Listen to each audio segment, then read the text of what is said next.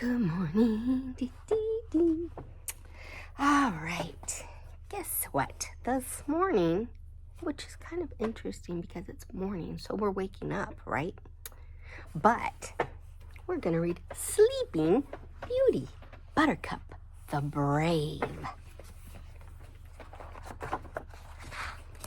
Here we go.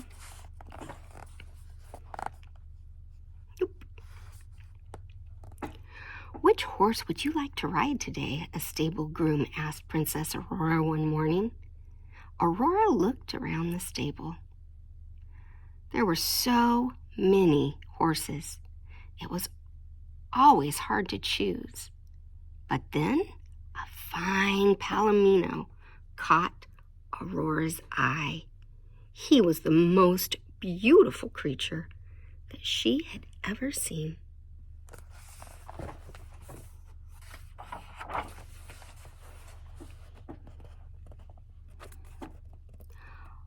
Aurora rode the former war horse around the palace courtyard.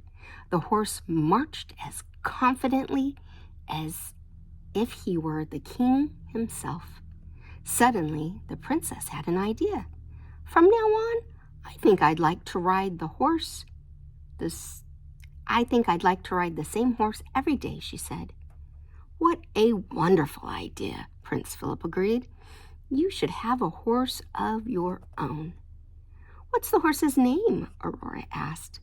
We call him Brutus, Your Highness, the groom replied.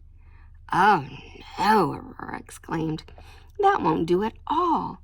I think I'll call him Buttercup. Philip and the groom looked surprised. Are you sure? The prince asked. Aurora smiled. Do you like your new name, Buttercup? The horse snorted happily. Aurora rode Buttercup around the castle grounds. When the pages blew their trumpets as they rode by, he didn't flinch. Then a carriage rumbled past. He stood at attention.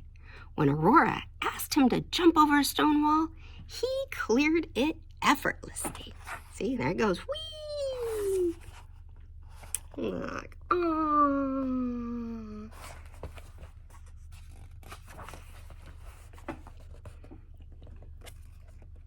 The next day, Aurora decided to ride Buttercup out to the fairy's cottage. Why don't you let me saddle up Swanson and come with you, Philip suggested, looking worried. Don't be silly, Aurora said with a laugh. I grew up in the woods, remember?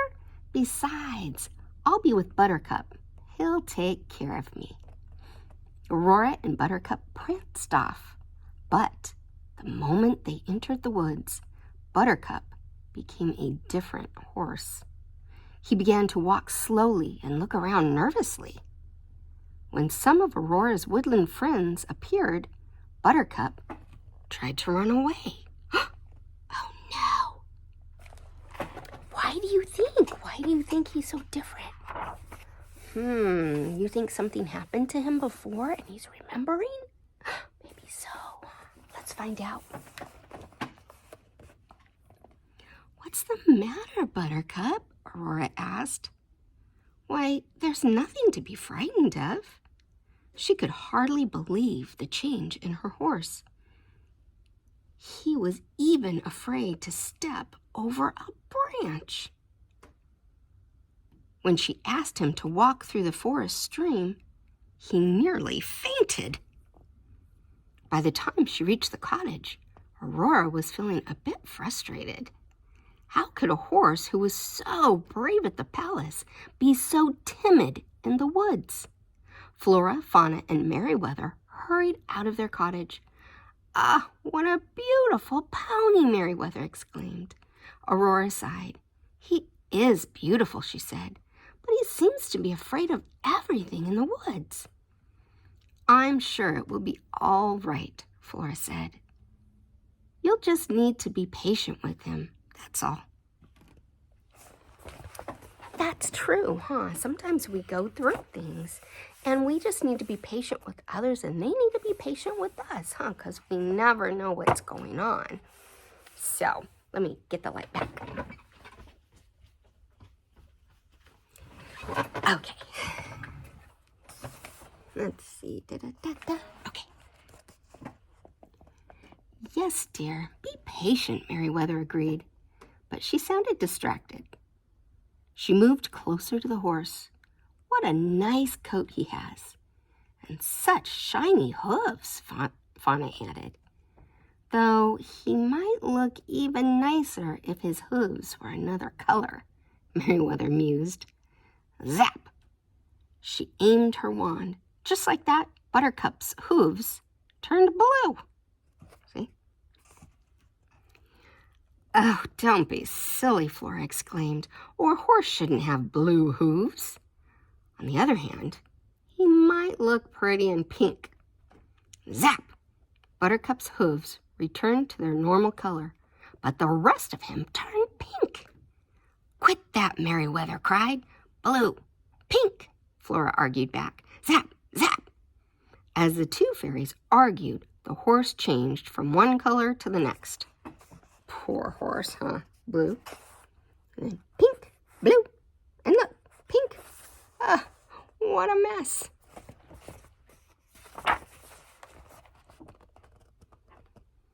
Aurora watched her new horse change color. That didn't seem to bother him at all. But when a stray leaf fluttered down, he jumped and snorted as if it were a horse-eating dragon. What was she going to do? She didn't want to give up on him. Buttercup was so perfect in every other way. Soon it was time to say goodbye to the fairies. Aurora did her best to ignore the way Buttercup hesitated at every shadow on the trail home. She had been certain that Buttercup was the perfect horse for her. Now, she wasn't so sure. Look at all those colors. But see how he got scared by a leaf? Oh my! A horse with PTSD. Suddenly, Buttercup stopped abruptly. What is it this time? Aurora asked with a sigh. Then she looked at the trail ahead and gasped in horror. An enormous mountain lion was blocking the path. Aurora's heart pounded as she watched the creature creep closer. If Buttercup could be scared by a bunny rabbit, he was certain to go crazy over a mountain lion. They were in big trouble. Uh-oh. Do you think they're in big trouble? Shall we see what's going to happen? Yeah. To Aurora's surprise, Buttercup didn't panic or try to run. Yay, Buttercup. Instead, he stood proudly and puffed himself up to look even bigger than he was. He planted his hoofs and snorted angrily at the mountain lion. Then he marched forward and struck at the lion with his front hooves. Aurora hung on. She was still scared, but it seemed that Buttercup wasn't. Woohoo! Go, Buttercup!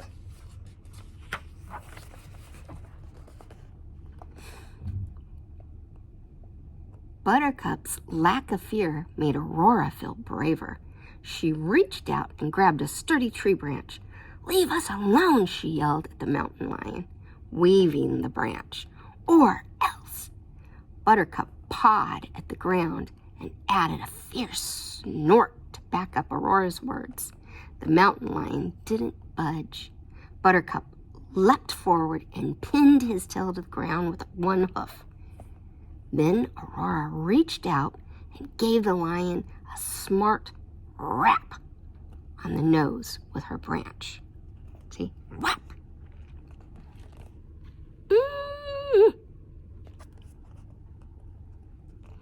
The lion let out an embarrassed yow. Then it yanked its tail free and raced away.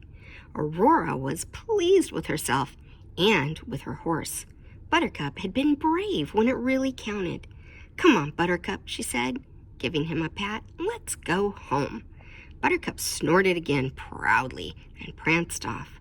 As Aurora and Buttercup neared the castle, a butterfly fluttered past. Buttercup's eyes went wide, and he jumped in terror. So he's afraid of a leaf, and he's afraid of a butterfly. But he's not afraid of a mountain lion. So he's really, really brave when it matters, but then he's afraid of little things. Aurora stroked Buttercup's neck and talked to him in a soft voice, reminding him to stay calm. The butterfly fluttered closer and closer and finally landed right on his nose, which was only trembling a little. "Good boy," she praised him. "You know, Buttercup, I think we make the perfect team." That was nice, huh? So, Buttercup was brave when it mattered, right? Maybe there's little things that scare him, which he needs to get over. But he was faithful when it came to it, right?